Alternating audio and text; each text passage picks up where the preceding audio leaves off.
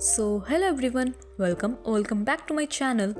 It's me Pragati Bhardwaj, a JEE aspirant who is going to appear for JEE in 2026.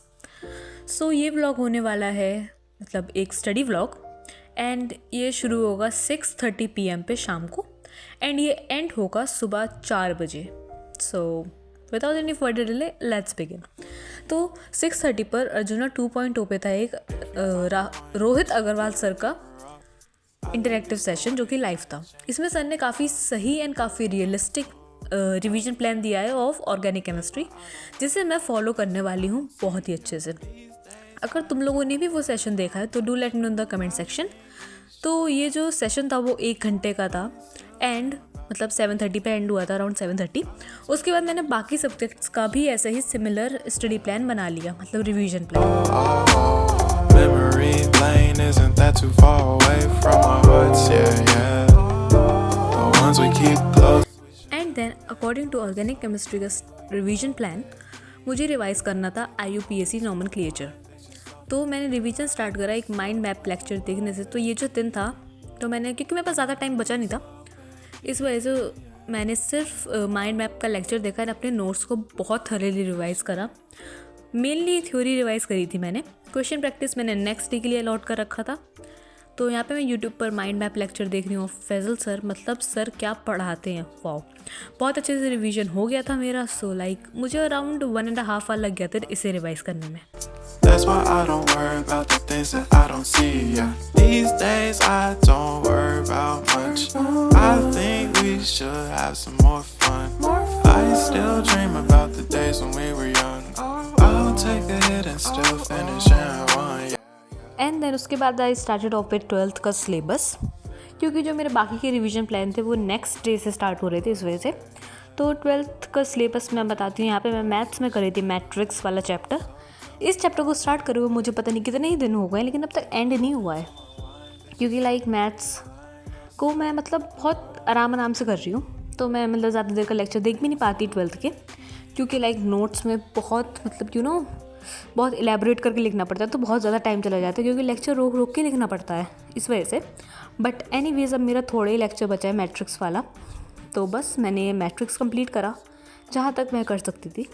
It's the way life changes when in love, yeah. I surround my soul with the positivity.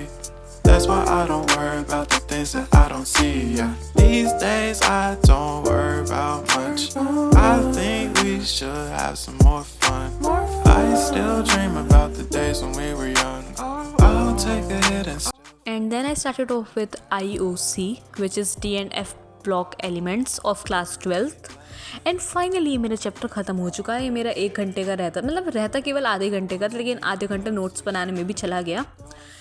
And मतलब जो boards के लिए है उसमें मैं बहुत elaborate करके लिखना पड़ता है, इस वजह से नोट्स बनाने में भी काफ़ी ज़्यादा टाइम चला जाता है. बट कोई नहीं, at the end it's all worth it. तो ये मैंने IOC 1 घंटे तक करी थी.